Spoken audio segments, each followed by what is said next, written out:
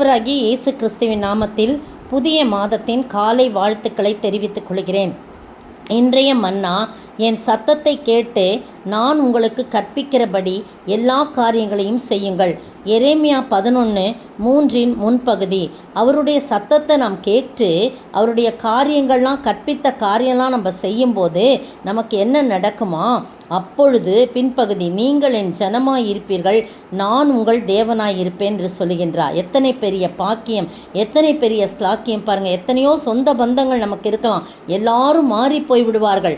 ஆனால் அதெல்லாம் இல்லாத ஒரு சந்தோஷம் ஆண்டவர் சொல்கிறாரு, நீங்கள் என் சொந்த ஜனமாக இருப்பீங்க, நீங்கள் தான் என் ஜனம். என் ஜனம்னா சொந்த ஜனம்தான், நான் உங்கள் தேவனாய் இருப்பேன் சொல்லும்போது இதை விட பாக்கியம் நமக்கு வேறே தேவையில்லை. அவரே நமக்கு தேவனாய் இருக்கிறார், அவரே நமக்கு உறவாய் இருக்கிறார், நாம் அவர் ஜனமாய் இருப்போம்.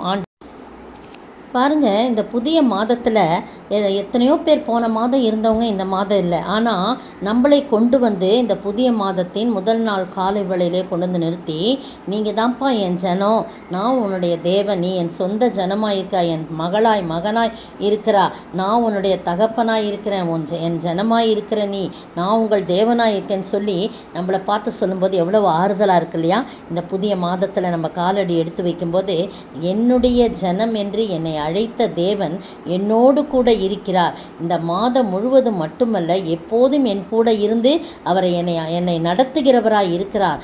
ஆனால் நான் மட்டும் ஒன்று செய்யணும், அவருடைய சத்தத்தை கேட்டு அவர் எனக்கு கற்பிக்கிறபடி அவருடைய காரியங்களை செய்வேன் என்று சொல்லி இந்த மாதத்தின் காலை வேளையிலே, இந்த நாள் காலையிலே நாம் தீர்மானிப்போம் என்று சொன்னால் நாம் அவர் ஜனங்களாய் இருப்போம், அவர் நம்முடைய தேவனாய் இருப்பார். அப்படிப்பட்ட ஆசீர்வாதத்தை நாம் பெற்று வாழ ஆண்டவர் தாமே கிருபை செய்வாராக. ஆமேன். நான் என்றும் முந்தன் பிள்ளை, நீரென்றும் எந்தன் தந்தை. நான் என்றும் முந்தன் பிள்ளை, நீரென்றும் எந்தன் தந்தை. தேவனே நானும் சொந்தம், தேவனே நீரென் தஞ்சம். தேவனே நானும் சொந்தம், தேவனே நீரென் தஞ்சம். நான் என்றும் முந்தன் பிள்ளை, நீரென்றும் எந்தன் தந்தை. ஸ்தோத்திரிக்கிற ஆண்டவரே, துதிக்கிற ராஜா, வாழ்த்துகிற வணங்கிறப்பா, நல்லவரே, வல்லவரே, மீட்பரே, ராஜாவே, நன்றியோடு ஸ்தோத்திரிக்கிறோம். நீர் எங்களை பார்த்து நீங்கள் தான் என் சொந்த ஜனம், நீ தான் எங்கள் ஜனம்னு சொல்கிறீங்க, நீர் எங்கள் தேவனாய் இருக்கிறீர் ஆண்டவரே என்று சொல்கிறீங்க. ஆண்டவரே அப்பா, கர்த்தாவே, எங்களை உம்முடைய ஜனமாய் நீர் வெற்றுக்கொண்டிரே. நாங்கள் கர்த்தாவே உம்முடைய வார்த்தைக்கு சத்தத்தை கேட்டு நாங்கள் கர்த்தாவே நீர் கற்பிக்கிறபடி எல்லா காரியங்களும் செய்ய நீர் உதவி செய்வனுமாய் ஜெபிக்கிறோம். இந்த மாதம் முழுவதும் நீர் தாமே எங்களோடு கூட இருந்து எங்களை வழிநடத்த வேண்டும் என்று கர்த்தரும் மீட்பரும் ராஜாவுமாகிய இயேசு கிறிஸ்துவின் விலையேற பெற்ற நாமத்தில் ஜெபிக்கிறேன் பிதாவே, ஆமேன். இன்றைய பதில்கள்: 1.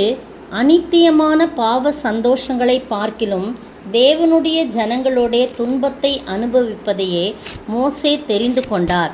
எபிரேயர் 11:25. 2. ஒருவன் நன்மை செய்ய அறிந்தவனாய் இருந்தும் அதை செய்யாமல் போனால் அது அவனுக்கு பாவமாய் இருக்கும்.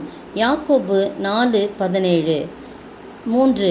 தீமை செய்கிறவர்களுக்கோ கர்த்தருடைய முகம் விரோதமாய் இருக்கிறது. 1 பேதுரு 3:12. 4. தீர்க்க தரிசனமானது மனுஷனுடைய சித்தத்தினாலே உண்டாகவில்லை. 2 பேதுரு 1:21. 5. அப்பொழுது இருந்த உலகம் ஜல பிரளயத்தினாலே அழிந்ததென்பதையும் மனதார அறியாமல் இருக்கிறார்கள். 2 பேதுரு 3:6.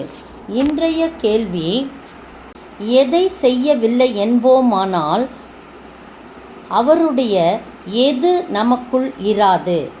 எதை செய்யவில்லை என்போமானால் அவருடைய எது நமக்குள் இராது?